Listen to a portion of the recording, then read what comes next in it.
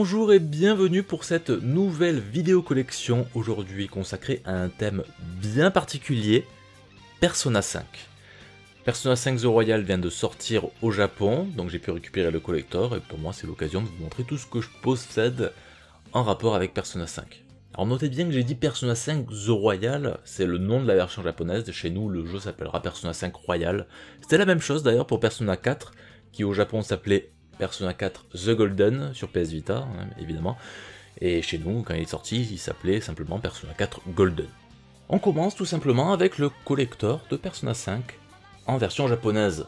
Donc c'était un collector qui était sorti justement à l'occasion des 20 ans de la série Persona. Quand même, Persona, il n'y a pas tant d'épisodes que ça, même s'il y a quand même eu pas mal de spin-off à partir de Persona 4.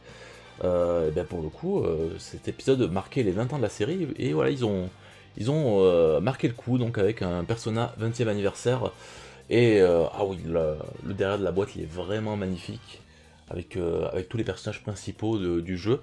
Donc on va ouvrir ça tout de suite, on va voir ce qu'il y a à l'intérieur. Ah oui, pour commencer, il y avait une lettre de Igor, qui nous donnait un DLC d'ailleurs.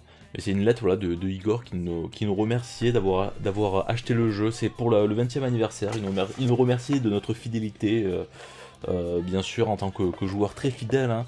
Évidemment, vous jouez tous à Persona depuis le premier opus sur PlayStation. Ensuite, on a le jeu sur PS4. Alors, il est toujours sous blister parce que j'avais une version dématérialisée du jeu. Je l'ai fait en japonais le jeu, hein, donc j'ai acheté le collector vraiment pour la collection, parce que pour moi c'est un des meilleurs RPG de la décennie, simplement. Persona 5, il est incroyable. Et du coup, voilà, cette version boîte qui ne m'aura pas servi à grand chose. Il y a également un album contenant les meilleures pistes des 5 Persona. Donc on doit avoir une dizaine de morceaux par disque. À chaque fois, chaque disque, il y a 5 disques en tout. Chaque disque correspond à un Persona. Et du coup, c'est assez cool d'avoir un best-of de toute la série sur un seul album. Et pour finir, on a un petit artbook, donc en couverture rigide, avec une belle petite illustration. Ça fait un petit peu BD, hein. Ça fait un petit peu BD cet artbook, le fait d'avoir une petite couverture rigide et comme ça. Derrière c'est très rouge vif, hein, avec le logo du jeu évidemment. De toute façon ça c'est le titre, la police d'écriture du logo qui fait tellement BD de base. Donc voilà, un petit artbook assez sympathique, bien qu'un peu léger, mais ça fait quand même le taf, hein, dans un collector de jeux vidéo. Hein. Là c'est pas un artbook qu'on achète dans le commerce. Ouais, parce qu'un vrai artbook ça ressemble à ça. Voilà. Donc je vous laisse juger de l'épaisseur, c'est assez énorme. Donc ça c'est l'artbook japonais, hein. Récemment Manabooks, l'éditeur français, a sorti cet artbook là dans nos commerces. Donc on a pu l'avoir chez nous, ça c'est plutôt cool. Mais cet artbook il est magnifique, il y a énormément d'illustrations et encore une fois ça montre à quel point au niveau artistique Atlus a tout donné sur ce Persona 5, hein. C'est incroyable. Ce qu'ils ont fait, en tout cas c'est un des jeux artistiquement les plus réussis de ces dernières années également. Et ouais, tout ce qu'il y a dans le bouquin c'est assez incroyable, le nombre de sprites différents, les personnages, les croquis de préparation, etc. C'est assez ouf en tout cas ce que l'équipe artistique d'Atlus a réussi à faire avec cet artbook, notamment via le character design, Shigenori Soejima, hein, évidemment, qui est un trait toujours aussi incroyable, hein. Et d'ailleurs, la couverture de cet artbook est tellement magnifique, c'est incroyable. Ça pète la classe. Et je possède également l'OST du jeu. Une OST très complète, hein. Shoji Meguro a vraiment tout donné, hein, pour cette OST. Je trouve que toute l'équipe s'est surpassée pour ce Persona 5. Encore, on va dire Persona 3, c'était vraiment le renouveau en mode la vie sociale, l'école, etc. Et après, on avait les donjons et tout ça. Parce qu'avant, c'était plus linéaire, hein, c'était beaucoup plus classique Persona. Et pour le coup, avec ce Persona 5, cette recette, hein, qui a été amenée avec Persona 3, elle est arrivée à son paroxysme et ils ont tout donné, que ce soit au niveau des musiques, au niveau du design, de l'histoire, des personnages. Tout est super intéressant, tout est super maîtrisé. Et ouais, l'OST de ce jeu, elle est incroyable. Je pouvais pas passer à côté, hein. Cette OST pour moi, c'est un immanquable. Ensuite, évidemment, j'ai le collector français. Le collector français de Persona 5.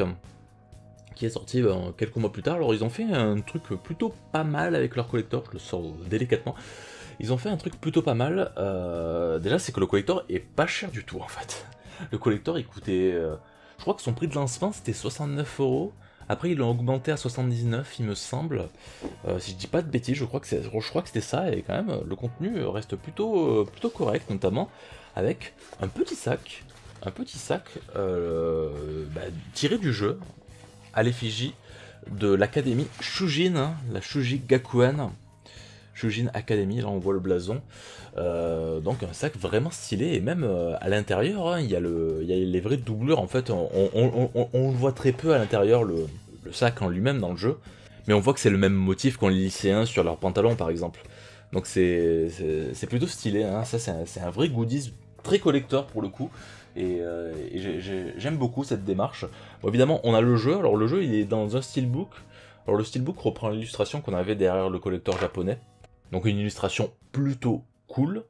À l'intérieur, ils reprennent juste des artworks. Oui, c'est ces artworks basiques des personnages hein, qui sont repris de manière assez classique. On a également une petite peluche de Morgana. Bon, beaucoup moins stylée que Michi, hein, évidemment, hein, mais, mais quand même, c'est toujours sympa d'avoir une petite peluche comme ça, surtout que voilà, il est vraiment tout déformé. Et il a ses...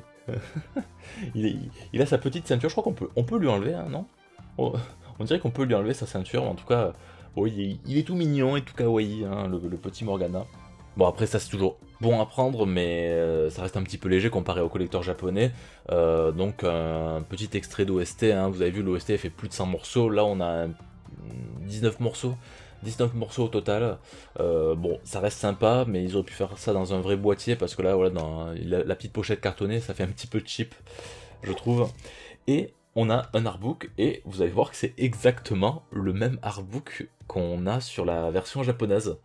C'est assez rigolo qu'ils ont pris exactement le même artbook, donc la version japonaise évidemment que la version collector japonaise. Donc je vous le remontre pas, enfin je vous remontre pas l'intérieur de l'artbook en tout cas, parce que c'est exactement le même, mais ça reste assez rigolo qu'on a récupéré ce goodies hein, de la version collector japonaise. Et pour finir, le plat de résistance que vous attendez, Persona 5 The Royal, donc l'édition collector, ils appellent ça la Stray Flush Edition, incroyable, toujours un accent anglais incroyable, hein, n'est-ce pas? Alors dedans, on a le jeu que j'ai encore sous blister parce que je l'ai aussi en démat. On a un DLC aussi, d'ailleurs sur les autres collectors il y avait aussi un DLC, non c'est sur le collector japonais il y avait le DLC, par contre sur le collector européen il n'y avait pas de DLC inclus, ce qui est un petit peu dommage.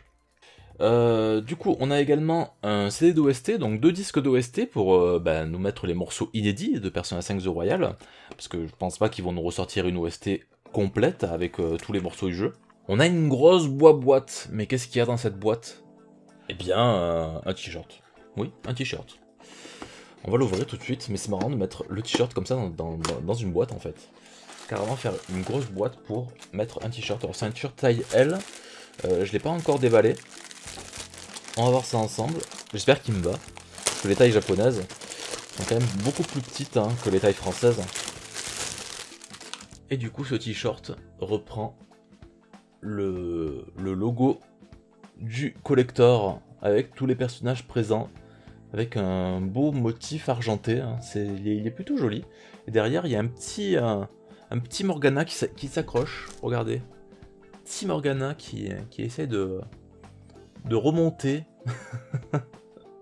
Ah le pauvre. Mais ça va, il a l'air d'être plutôt large au final. Je pensais que les tailles japonaises... Oh il est plutôt stylé hein. Il est plutôt stylé comme t-shirt. Après je sais pas si je le mettrai tous les jours, j'aurais trop peur de l'abîmer. Parce que là le logo, j'ai peur qu'il parte en quelques lavages. Hein. On verra bien. Et on a pour finir un artbook, évidemment. Dans le même style justement que les artbooks des collectors de Persona 5, avec une couverture rigide, mais pour le coup là ça fait un petit peu moins BD, hein, donc voilà, il est illustré avec un Persona bien sûr, donc assez cool.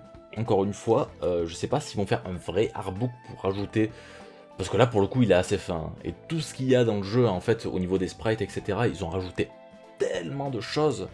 Donc je me demande vraiment s'ils vont pas ressortir un artbook avec toutes les illustrations en plus qu'il y a dans le jeu.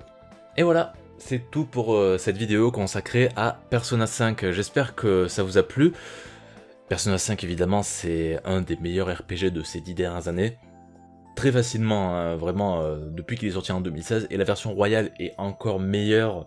Il rajoute plein de contenu. Pour l'instant j'ai une quarantaine d'heures de jeu, je vous en reparlerai sûrement un petit peu plus tard quand j'aurai bien plus avancé, parce que pour l'instant, on va dire que on refait le jeu en fait. On refait le jeu mais avec des ajouts. Donc il faut attendre vraiment d'atteindre, on va dire, une certaine date ou un certain moment du jeu pour que le jeu devienne totalement inédit et montre vraiment de grosses nouveautés. Même si les nouveautés s'accumulent, surtout au niveau du gameplay, il y a vraiment pas mal de choses nouvelles. Et c'est vraiment super intéressant en fait. C'est vraiment toutes les nouveautés, on a l'impression qu'ils ont vraiment polish le jeu de ouf pour que vraiment que le jeu paraisse parfait. Bien que, après, on peut aussi se demander si c'est si parfait que ça, parce qu'ils ont tellement rajouté de trucs qu'au final, ça peut rendre le jeu beaucoup plus facile, au final. Bref, ça c'est un autre débat. En tout cas, j'espère que cette vidéo vous a plu. N'hésitez pas bien sûr à mettre un pouce en l'air si c'est le cas, évidemment, ça aide toujours. Et bien évidemment, abonnez-vous à la chaîne, activez la cloche, tout ça, vous connaissez la musique, évidemment. Bon, je vous dis à très bientôt pour une prochaine vidéo. Allez, bye bye!